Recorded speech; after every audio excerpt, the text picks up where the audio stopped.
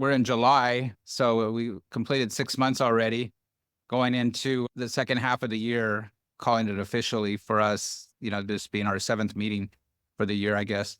But as I keep saying, the time goes by fast. So I'm looking forward to the next 6 months. Is we've gotten a lot of members that are interacting and communicating with each other on a personal basis, like on a power partner basis, is what the plan is. It's always been for us to make these connections that lead to repeat referral business. And with that, we always like to have new members. We always need new members, and we have 2 new members. I wanted to let them speak first. Let's start with Fernando, Lara from Singular Security. Fernando, welcome to Power Partners. Let us know about your business, why you joined, what kind of referrals are you're looking to get and give. And go ahead and take the floor. Okay, thank you, Alan. Hello, everyone. As Alan indicated, my name is Fernando Lara. I'm the CEO, but also today I'm very active on the sales and marketing side of our operation. And our firm is Singular Security Incorporated. We have been around since 2005. And from our inception, we've always been in the business of delivering solutions and services around information security. The tagword today is cyber security. You've probably heard that more often, but also compliance with management services. And that deals with the regulatory and the compliance requirements. And what we've been good at and what we've maintained our proven process around is helping companies build, manage, but also maintain an information security management system program within their given environment. For those of you who are not as familiar about the world of cybersecurity, from an information security management program overall, that encompasses 4 key aspects or layers. I like to talk about it just to make sure there's no misunderstanding about what that encompasses. So 1, the endpoint, the device, everything that touches the company's network. The second layer has to do with the outward face. Every organization utilizes a website in order to conduct business. The third layer is the human layer. Every company has employees, users that get access in order to conduct their operations or business. And the fourth layer is the regulatory layer. You have regulations like HIPAA, PCI, NIST, just to name just a simple few. And so that's been our inception since 2005. Additionally, we have serviced the enterprise. We've got customers that are as small as 30 to 50 employees, but we also have clients that are north of 10,000 employees and end users. And what we help them do, basically that, we either fill one of their gaps among those 4 areas, or we provide them with overall program that encompasses the technical level, the operational level, but also the managerial level in terms of our information security management program.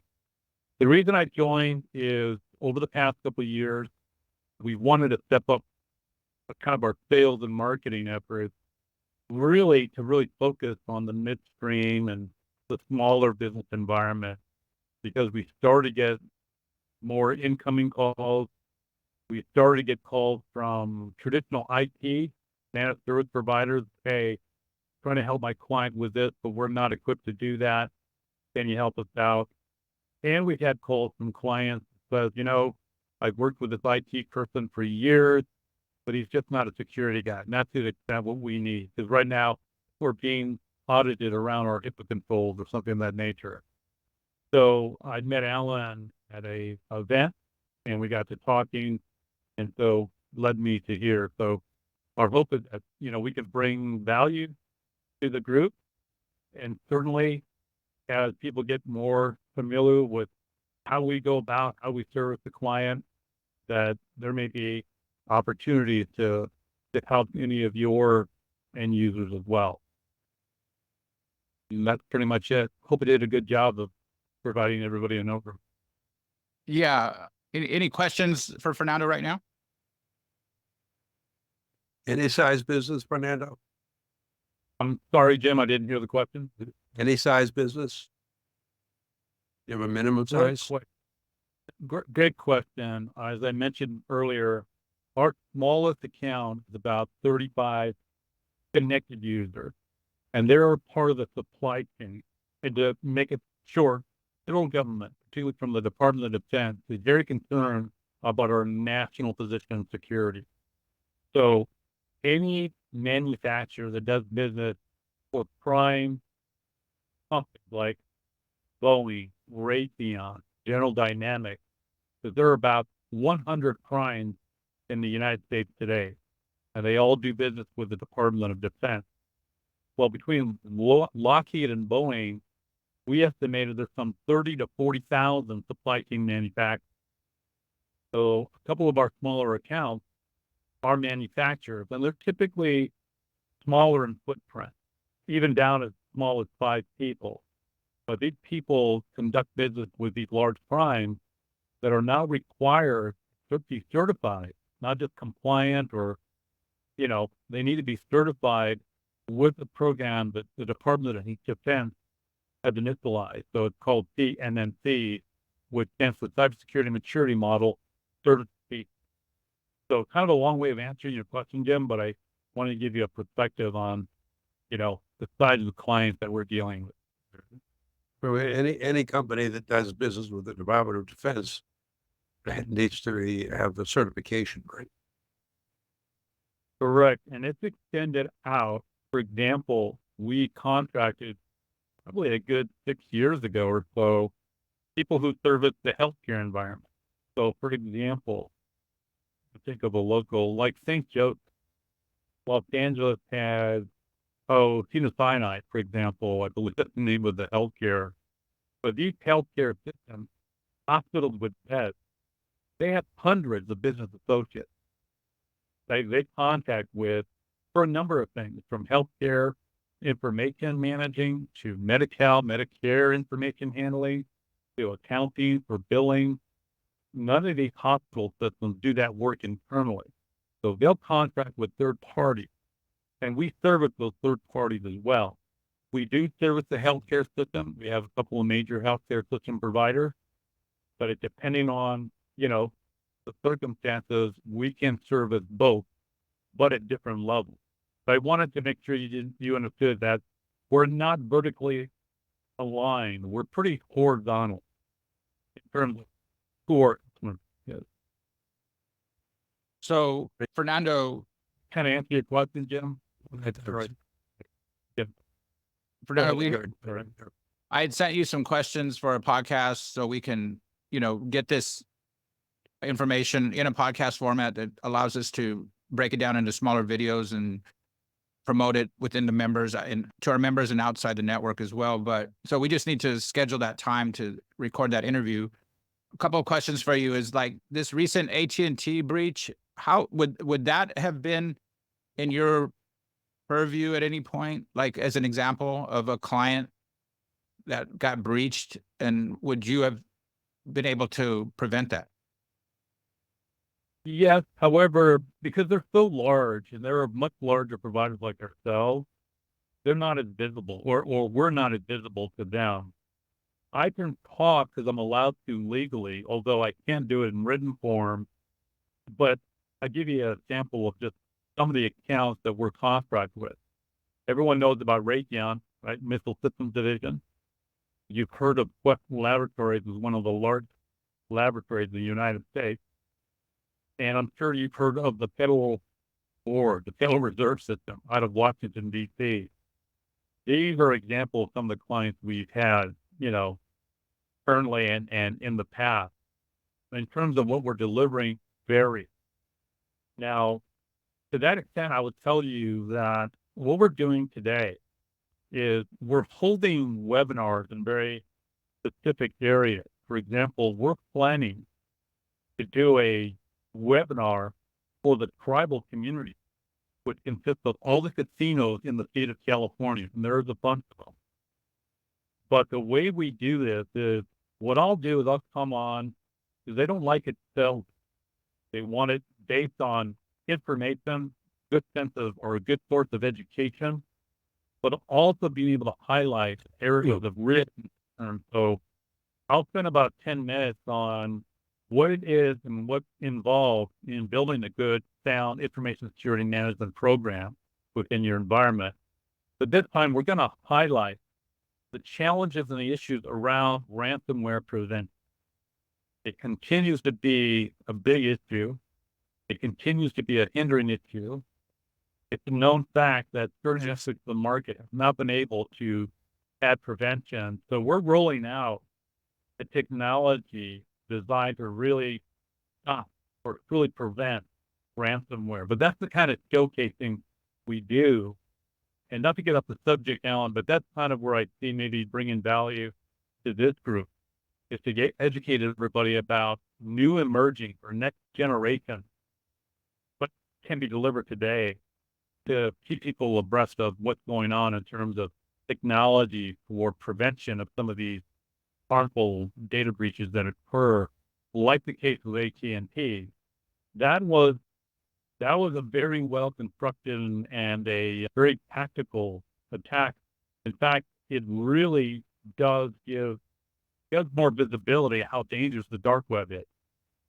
The dark web is a very dangerous landscape that the bad actor can utilize and focus on anything from a large network like AT&T or like a Quest or what have you, that also drill down to high network individuals.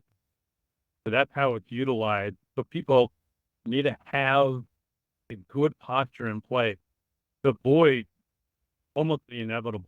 So that's, an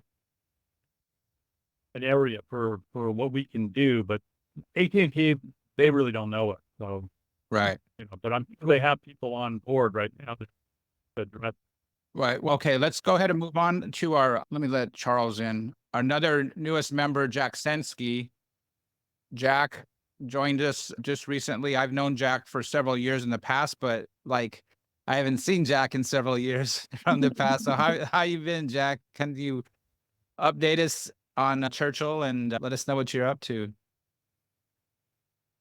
So, hey, hi, everybody. Hi to some of my old friends, Alan, Debra, Tom, Charles. You and I got to do a little business recently, maybe about a year ago. So I know a little bit about you guys. I'm looking forward to getting to know the rest of you and for you to get to know me too.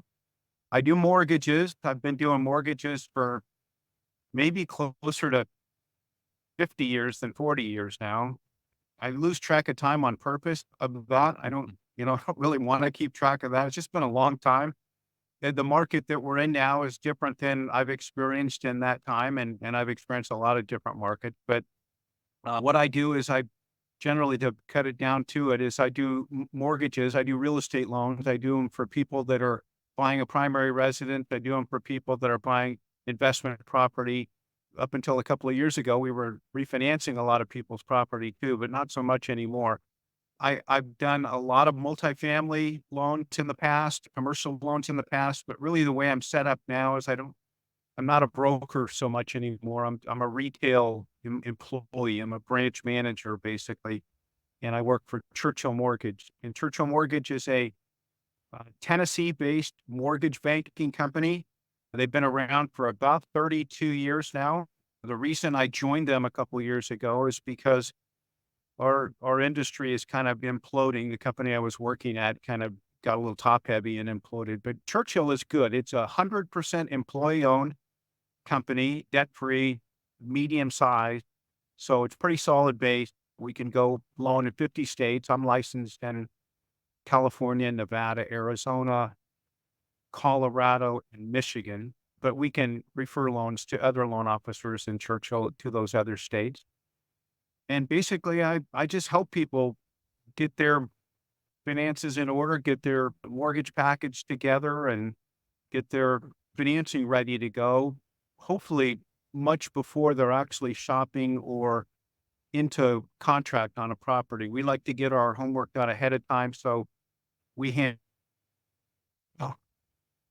So one of the things that we do at Churchill is we get our client pre-approved or formally approved prior to them getting into contract, which allows our referral partners, real estate agents, the ability to make offers, aggressive offers without any loan contingency. So that's what I do. I talk to people all day, every day about this and related subjects. And like I said, I'm looking forward to getting to know you guys better so you can get to know more what I do. I kind of tell my referral partners that I'm a partner of theirs, a non-paid business partner of theirs, basically trying to help them with their businesses. So again, can't wait to meet you all, find out what you guys do so I can help you. I do know a lot of people. That's just kind of just from being around a long time. So anyway, hopefully I can help there. And I'm thrilled to be a part of this group and looking forward to it. Okay. Like Fernando, we have to sit down record a podcast with you. And I sent you the questions. So, at your convenience, we'll do that. And then it looks like you know Charles Chang. I don't know if you met Valerie, who's a realtor, and Tom. Anybody else that you're looking to meet referral wise, or who do you tend to give referrals to? Well, I think potentially I can give referrals to almost anybody. I'll be some more than others, but the people that generally are referral sources for me are financial planners, real estate agents, of course, financial planners, divorce attorneys, any kind of attorney, really. And the referrals are generally more forthcoming in a friendly interest rate market where there's more people looking to refinance. And so they're looking for some direction from somebody they trust. Hey, do you know a guy that can help me refinance, kind of a deal? So, but generally everybody would know somebody that could help me. But those people, those, categories probably more than most. Okay. Any questions for Jack? Just residential, Jack, right? Yeah. Right. For now, residential. I have a question. So, Jack, are they getting a little more relaxed with the lending policies? Well, in the last couple of years, this category called non-QM, which is non-qualified qualified mortgages, non-qualified mortgages. It's kind of been a side pocket for the last couple of years, developing different ways, different more imaginative ways to help people. So we have loans you can qualify by providing bank statements that will use deposit for income. We have loans that are based on profit and loss statement. We have income property loans that are based on potential rent on the property where you don't have to personally qualify at all. So I can go into a lot more detail, but to answer your question, absolutely. There are several more ways than traditional ways to get financed. Good. I may take that process up again here soon. Yeah, you mentioned non-QM loans on your services you provided. I didn't know what that was. And this is where the podcast comes in, because I'm sure a lot of people don't know that or even know that it's available. So this is where we'll help you explain that and promote you. Yeah. Looking forward to that. Sure. Okay. All righty. So I don't have any other questions for Jack. Does anybody else?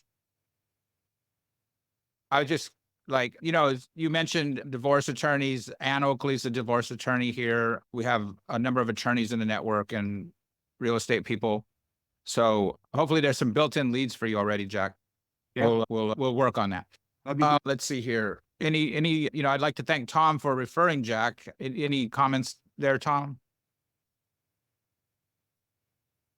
Yeah, the comment I'd like to make is that a lot of people go online for searching for loans, and maybe they shop interest rates, but it's so important that you have someone with the experience that Jack has who can really help you on a lot of different areas. You get the personal attention, you get recommendations that, mortgage gets into a lot of other areas of your life other than just what the interest rate is. So, I wholeheartedly recommend Jack. If you need someone for a purchase, refinance is form a relationship. So when things, rates are starting to move down, it seems like we all got our fingers crossed, but it could be in the next 6 months a good opportunity to maybe refinance again. So, have someone lined up that you can depend on. And, I think Jack's the guy. Okay. Thank you, Tom. Great. Okay, so moving on. Thank you, Jack. Welcome, Fernando. I want to thank Miguel Bravo, who's not on here, and Comerica Bank for their renewal. We appreciate them having confidence in our long-term ability to promote and network on their behalf. So I don't know where Miguel is today, but Comerica has always been a good partner, and we're hoping to connect with them soon with some in-person things. Let me take this time to update everybody on our Power Partners updates and progress. We had Power Partners does not meet on a regular basis, but we do meet periodically. And on June 12th, we had our in-person networking event at Phil's house, and it was a lot of fun. We had a great time there. And those who could attend got to meet other Power Partners in person, which was the intent. So thanks, Phil. On the chat, I put links to photos and video from that event. As well, on I think it was June 19th, we participated, or Power Partners participated in a pop-up event, a networking event at the Seal Beach Pier.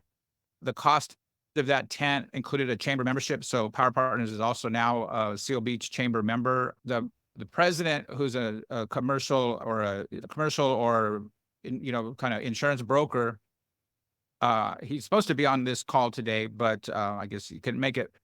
But that connection to Seal Beach is what we're going for. Jim Better had kind of originally told me about that chamber. I knew about the chamber. Everybody knows about the chamber, but it's kind of this push or encouragement to go and attend events or attend, work off these resources and contacts. And that's what we're trying to do.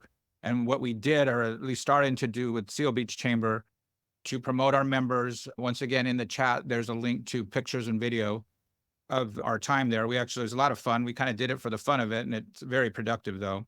Today, we're starting our next series of PPUSA golf lessons. So we have 4 new golfers that are going to take lessons from us. They're business people, so they're also potentially Power Partners. We'll see. New contacts for us to develop there as we're having fun on the golf course. I want to emphasize, and I'm doing it myself, is going back through old podcasts that we've already ran episodes. And I was looking at Phil and Valerie's podcast, just kind of out of the blue, but it gives you ideas and things reminders of what they're about and how they can work together and how people can refer them and understand what they do. But it's also kind of leading to a podcast I'm developing questions for, one between Jim Better with long-term care insurance and Phil with estate planning, because the idea is to show how our Power Partners work together and let them explain that. And so that's on that. Those questions will be coming to you guys soon. And, once again, we've got about 12 podcast episodes, and, any one of them, like the one we did for Jeff, it's very informational. The short videos we create out of him, in Jeff's case, the short videos amounted to one racked up 30 minutes of viewership on social media, and the other one 43, which was probably a record, And, I think it was very good content for one thing. Jeff helped by reposting it too. So this, the concept of sharing also increases our membership. But this is what we're trying to do for our members is these in-person, or not in person, like in-network events or meetings like this, but also promoting you guys outside the network is there for you. And then finally, I want to give thanks to Michael. He had to leave for some reason. Michael Bow, Pauline, Tom, Jim, Charles, and Phil, for your various referrals of members to Power Partners or personal business to me and Debra and iTrust Marketing. And a couple of those are potential home runs.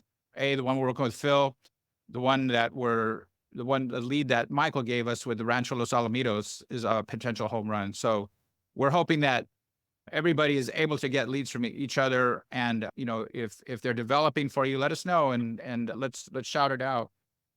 Okay, so I'm going to transition into our members, and you guys can explain what the latest for your business. Let our new members know what you do, and take questions from anybody in the meeting. So let me start with Debra, my wife, Debra Armijo, and iTrust Marketing. What's new with us? Hello, hey Jack, nice seeing you again. Debra Armijo, iTrust Marketing. We help businesses with any stage of their marketing. There would be visual branding, web development, online, offline, online marketing like email, postings, and also print materials. So, we work with all size different companies. So one of the ways it always comes down to businesses making a sale. So one of the ways to refer us is to, if your clients or if you run into someone that needs help with their marketing, just it's, a lot of times what happens is their website master deserts them. So that's one good way. We get a lot of business with that. Through the website, everything else kind of expands. The website's the hub, so everything kind of goes around there. All the information goes to that. So, and you can see like through samples of our work through Power Partners that you can see our postings, our, emailing, and when we're out and about, that brochure really works very well. So, I'll send a proof. So make sure, you check any typos or anything. But yeah, so that's, in a nutshell, we work with other marketing pros, we work with other printers, service providers, so B2B businesses, our referrals, consultants. But what really helps if you want to see our work is to visit our website because we have everything on there from have it set up where it's in categories. And, that's, being a visual person, that, what helps us out a lot, the website, the portfolio. Well, what I would like to say too is when you see like the postings on LinkedIn, if you, at least like it, share it, and because it does really help and make comments. So that really helps it move up, up the level, even on the Google searches. I'll have to ask my social media people to share that for me. The thing is that what we're seeing with Power Partners, especially, we do most of our social media for Power Partners, not iTrust marketing. And I think Jack can attest that he's seen the consistency there. Debra's friend, who's a realtor, the other day is noticing our stuff. So even though people don't like or comment, doesn't mean they're not seeing it. And so it's just repetition. It's a way to not only brand ourselves, but hopefully make a connection for you guys and just see the power of the network. And, like I want to say before is like, we appreciate the leads and referrals. Sometimes they just take time to do. And that's the case with all B2B businesses, I say. Okay. Anything else, Debra? Are you good? I think that's it. Unless, anything with Power Partners. I want to get that brochure printed and start handing it out. Yeah, Like we're gonna close. we're gonna print that out now. We got our latest 2 members, and we ought to get them on that print material. Okay, let's move over to Jim Better. Jim, how you doing? I'm all right. I want to that was a good transition. Thank you to Deb. She's helping me out with a real small job, just redesigning my business card. And she's a pleasure to work with and has some really good ideas about how to make things fit. And I put my whole brochure on the business card. I also want to thank Fernando for the heads up that the ransomware guys are just looking for high net worth people. So I'm safe. My business, I've been in the people insurance business for several decades now, going back to when Ronald Reagan was president. Have done and still have an agency that operates quite well back in Massachusetts. I know it runs well because they send me money all the time. And they call me every once in a while just to make sure I'm okay. But when I moved to California, well, that agency just deals with employee benefits, medical, dental, and things of that nature with companies. But when I moved to California, I rebranded myself because nobody knew me as a group guy. And because of family experience with my mother, burning through several $100,000, I've become very interested in helping people understand the consequences of not being ready and prepared for old age. It can be and will be the most expensive part of life for most people. When I say most people, any couples, there's a 91% chance, using the government statistics, that you're going to need help with your basic activities of daily living, bathing, dressing, eating, continence, things like that, or cognitive issues. But I want to make it clear that yes, that's my brand here, and very interested in educating people about the need to prepare for that cost, but also want to make sure people understand I've been doing buy-sell agreements. I've been doing key man policies. I've been doing tons of life insurance policies over the years, helping businesses protect their own assets and in terms of the people that are there and their economic worth to the enterprise. Some really good experiences from the standpoint of watching how insurance policies affect people's lives. Safety nets, if you ask, okay, give me a broad one phrase. Describe the business, Jim, as building safety nets for people. Disability happens to lots of people. Everybody dies. And you probably didn't know that. Most people just forget that they're not going to die. And we don't have to, but it happens. And then, of course, there's the long-term care thing, where I try to specialize in and educate people about how expensive it can be. And you don't have to pay any attention to it if you don't love somebody. If you love somebody, then it's important to pay attention to what's in your safety net and where are the holes. When you identify those holes, then that's my job is helping people fill those holes and protect the things that are most important in people's lives. I talk about the magic of insurance because I've seen how it pays off and the value it is for people, for businesses, and for families. Okay. Encourage everybody to listen to Jim's podcast if you haven't already. Gives a lot of detail and he knows his stuff. I wanted to remind everybody, we run this meeting till 12:15 just to cover everybody and give everybody a chance to talk. So take a couple, 3 minutes as we go forward. We'll come back around for any last minute questions, but thank you, Jim. Let's move to Jeff Hakim.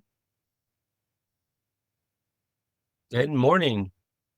Yeah, so Jeff Hakim, I'm with Centric Partners is my firm. We're a commercial real estate brokerage here in Orange County and Long Beach. I got a small team. There's about 7 of us, and we're more on the corporate real estate or the occupier solutions side of commercial real estate, wherein we're representing businesses, tenants, however you want to call it, and some investors, helping them to lease and or purchase commercial property. We love office space. I've been in the business for about 20 years and started off as an office broker. But over the last decade or so, really expanded our service set into industrial warehouse buildings and even some retail property, retail spaces. Work with a few restaurants right now, which is fun but challenging. And what I like about our business is really everybody needs our service at some point. If you have a business that occupies space, you're most likely on a lease. When that lease expires, you have to do something: renew, relocate, expand, contract, purchase. Maybe you own a building, you want to sell it. Those are all opportunities for us to get involved and create value for our clients. Okay, any questions for Jeff? Well, They all watch my videos, so they know everything about me. I feel I do. Job well done. Thanks, Alan. Yeah, I thought the podcast was really, really good. Okay. Good. Well, we want you guys to connect. Why don't you take it, Mark? How you doing? Good, Alan. Thank you. And Mark Forsythe, bankruptcy attorneys, all types of debtor creditor work, a lot of asset protection work. Not asset protection work, distressed asset buys and sales, asset protection work. That's Phil's area. Phil, I just sent you a referral this morning as we were talking to you. Welcome. And I want to thank Phil for sending me a client. So thanks. But yeah, a lot going on. As Jeff noted, there's a lot of vacancies in the office space right now. And I don't think that shoe has dropped on the economy yet. So you use bankruptcies to get rid as a tenant to reject those leases and cap your damages. Very effective way to use the bankruptcy code to your advantage. And yeah, we're just seeing a lot of calls from a lot of different sectors. There's no one industry that's dominating my phone calls and emails, and getting a lot of people calling me worried about what to do. And after I'll do a consultation, and once I take a look at things, it depends on what I can do for them. Sometimes I can't do anything when they have too many assets. That's why got to send them to Phil's way, because their only choice is they can't keep all their assets. They got to put them into an asset protection vehicle and try to run from their creditors. So, but yeah, there's a lot of that going on, and I can provide a lot of different options for people, and hopefully one of them worked. What's the trigger when you know that somebody needs your help? Like, what do we listen for? Oh, just that. I mean, really, from a debtor, they're getting sued. Okay, either got a big judgment against them. They're individuals as well. They're just we got creditors calling. Other side of the coin, representing creditors, you're not getting paid, and so you got to make sure you structure how you get paid from a financially distressed company or person, so you don't put yourself at risk for having to pay that money back into the bankruptcy state if a bankruptcy is filed. And then those people that have a big pot of cash and are looking for sweet deals, we monitor all the bankruptcies pretty much across the U.S. and get listings in different industries. And if there's an industry that you want to keep an eye out for, maybe a distressed deal. Not all bankruptcy cases result in the ability to go in as a distressed asset purchaser and buy assets.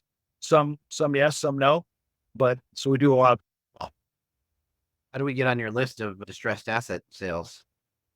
Just send me your email and tell me what industry you're interested in, and I'll put you on our list. Okay, Mark has a 2-part podcast. There was so much good information. I had got 30 minutes and I added an additional 15. We're finding that 30 minutes. Uh-oh. That mine Clearly. speaker. We're finding that 30 minutes is the sweet spot for podcasts, but with additional content, we create shorter videos. But that's, once again, Mark has his information online. Thank you, Mark. Let's go to Tom. Yeah. Delio. Yeah, Tom Delio with New America Funding. Been in the mortgage business a little over 40 years, specializing now since 2008 in reverse mortgaging. Looking for, I'll give you a couple of examples. I just funded a loan on Monday for a recent widow. Obviously lost her husband's Social Security income, didn't quite plan for what was to take place. And so she found herself in a bit of a cash flow situation. So was able to fix that for her. Also doing a loan right now for a senior who went from 8 hours a week to now needing 24-hour a day in-home care, which is rather expensive. Jim can state for this that people don't often buy long-term care insurance and they can either medically qualify for it or where it's not so expensive and they can't get it. So I look to talk to people who are in those situations, want to improve their cash flow.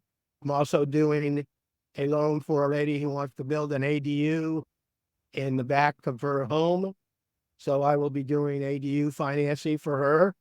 She's going to move out of her front home and move into the ADU, and her cash flow will improve dramatically. So those are the people. Anybody who's 55 or older, I welcome a call from them where I can give them information so that they can make informed decisions. Unfortunately, a lot of people don't plan.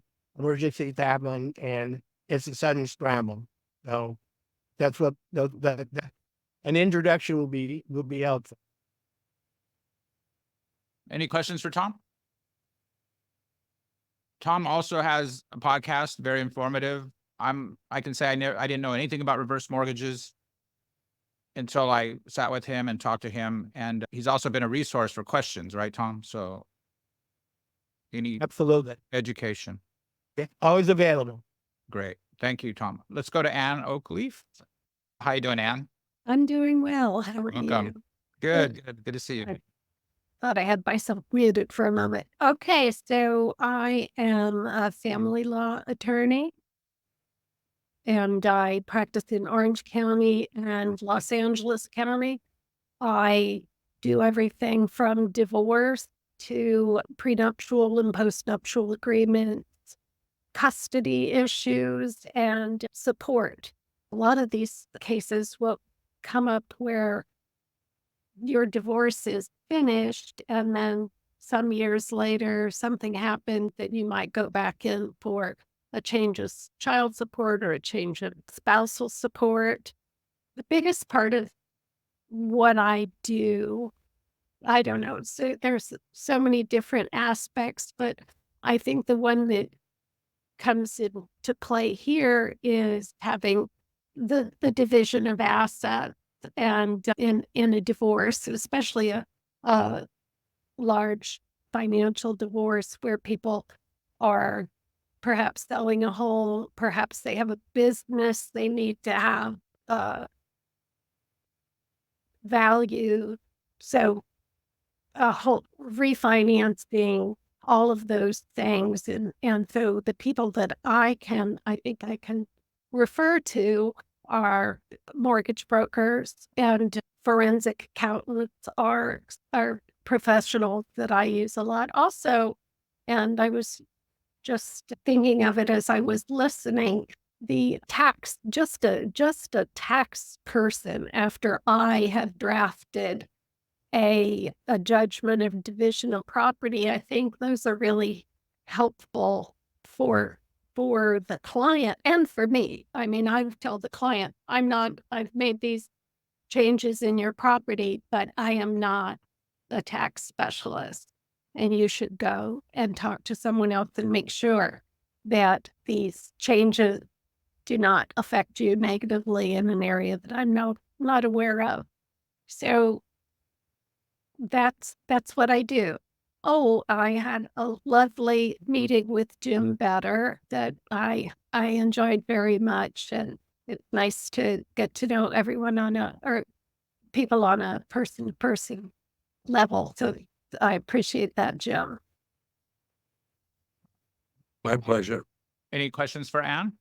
And I can sweeten the pot for your clients. I will review those for free. Really? Absolutely.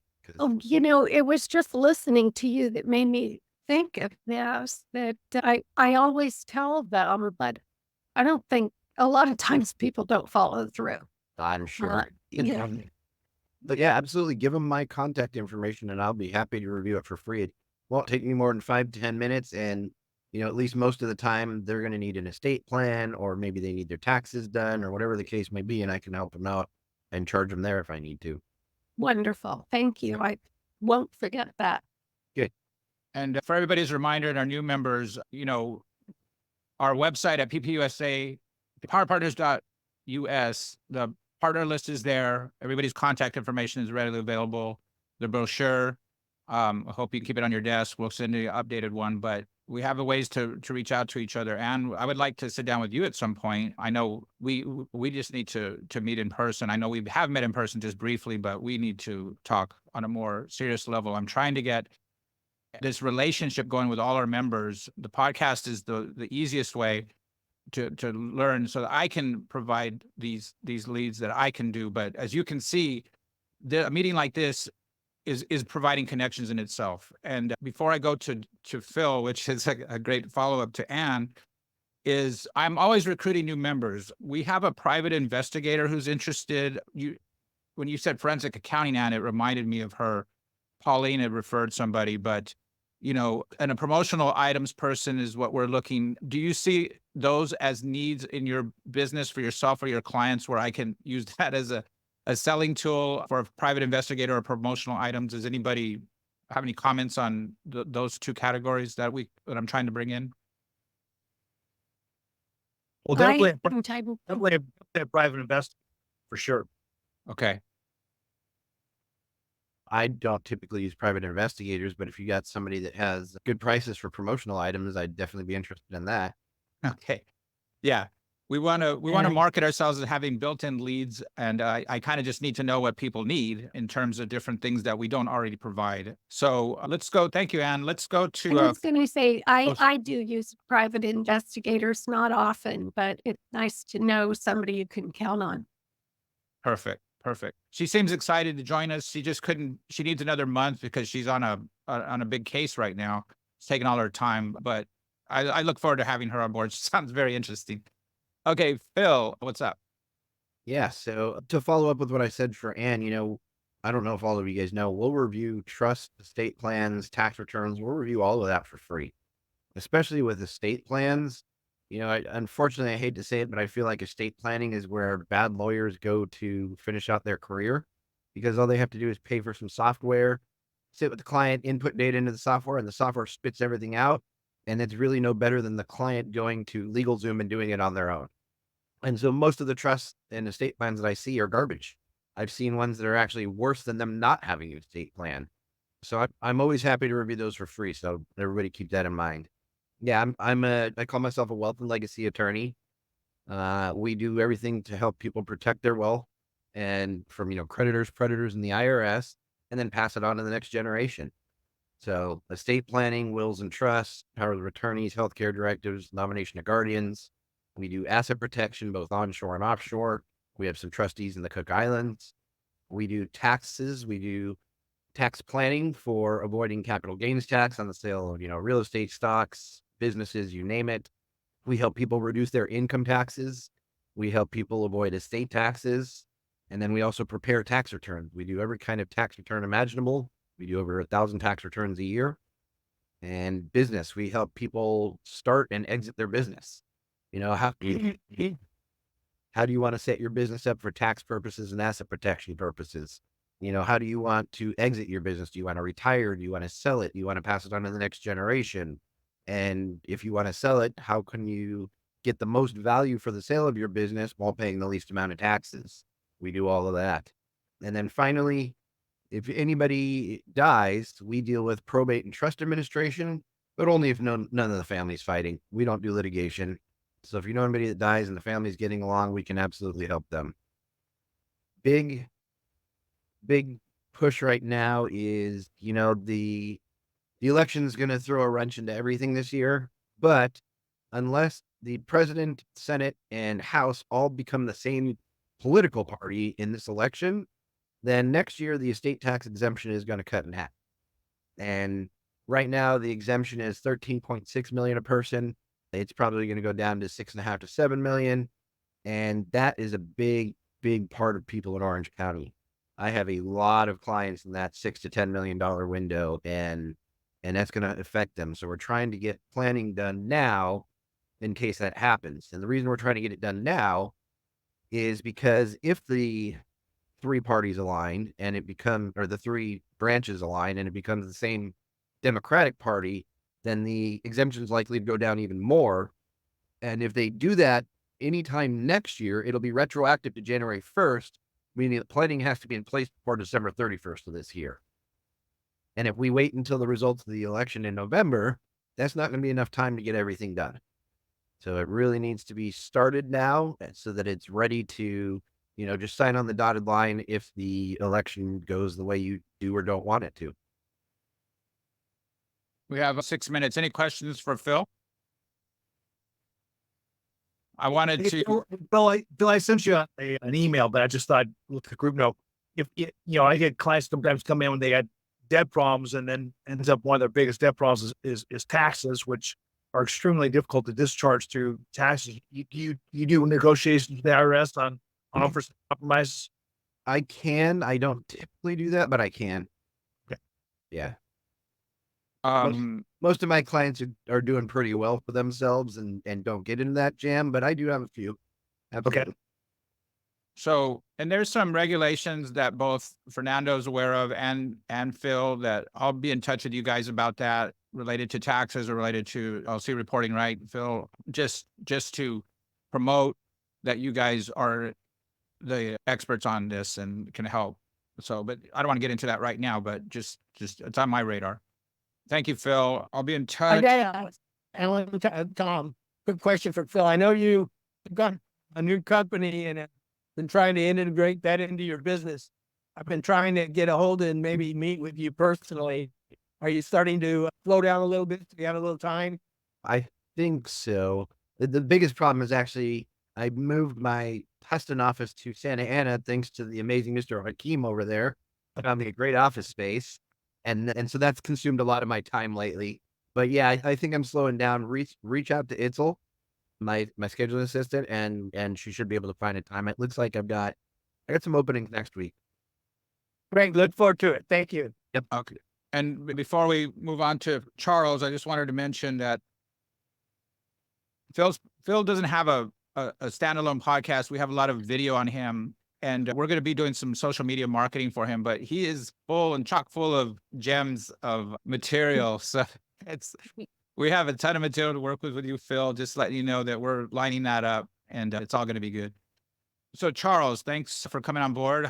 What's the latest, man? So we do property management. Obviously, everybody knows a realtor, but right now with sales being kind of slow, we are really focused on our property management and on our construction and maintenance side. So if you guys know anybody who is looking to rent their home, or they need help managing a multi-unit property or a commercial property, we can help. We manage everything within 45 minutes to 50 minutes of Long Beach. All of our pricing and all of our information is on our website, cmc-realty.com. But for those of you who have distressed property, we are eagerly looking to acquire, especially if somebody is looking to have somebody assume the loan, because we have the resume to do it. We do fix and flips as well on the single family side. So if you know somebody who has a distressed home, getting to get out of because of a divorce or anything, we can come in with cash and take it off their hands, or we can help them sell it. So that's what we do. Right. Any questions for Charles?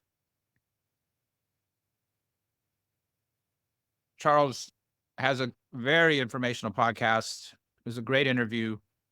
All that information that you can't get here, you'll get there. I've given Charles a couple of leads. Hopefully those are developing. I know they take time to develop, but on ADU, and I think somebody mentioned ADUs. So as a reminder, Charles has his own team, right, to build out? Yeah, we build ADUs right now. We build them on unused common area multi-unit and on single family. We do garage conversions as well as ground up new builds. It ranges anywhere between $250 to $350 a square foot, depending on how nice you want it to be on the inside. But we have pictures, and we actually have ones that are going up now that you guys can go and tour and see in person if you want. But we do have our license, so we're doing a combination of the maintenance, repair, remodel plus ADUs, as well as the property management. Right.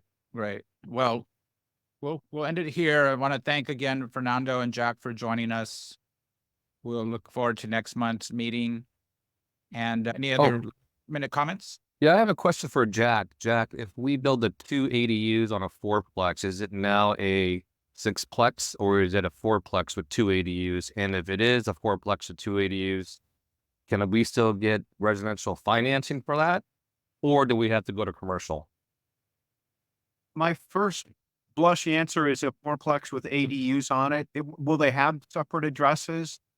Yeah, always separate addresses and separate meters. Yeah. So when you go to the city to get your permits, are you actually getting a permit for, I know it's an ADU, but another living dwelling? And aren't you subject to the zoning of that particular property, like R4, or can you do that on an R4 property? Yeah, it's all permitted. Everything's permitted, so it's all allowable. But when we want to refinance, I mean, how do we? I'll definitely look into that for you. I don't have an answer for you that I would feel confident in without doing a little bit more research, but it's a good question. Yeah. Okay. And I have a question for you, Charles, too. What about people that own properties that have like maybe problem tenants in it? Are you willing to take over management on something like that? Do you handle evictions and stuff like that? Do you get into the weeds there? Yes, we're like a painkiller. We go in there and we take the pain away from the owners, and we resolve it through either amicable ways or we use, the letter of the law. But we go in there and take care of all that. Okay. Get it back on track. That's good to know. I have definitely some stuff to talk to you about. And Phil, speaking of what Jack and Charles are talking about, if you can give Sakina a push, we could use a real estate attorney that might come in handy for, like public facing. You can reach out to Phil for contacts for real estate attorneys, but we would like to have her public for us as well in our membership. All right. I appreciate you guys' time today. Looking forward to more activity. Thank you for your time. Have a good rest of the week, and we'll see you next month.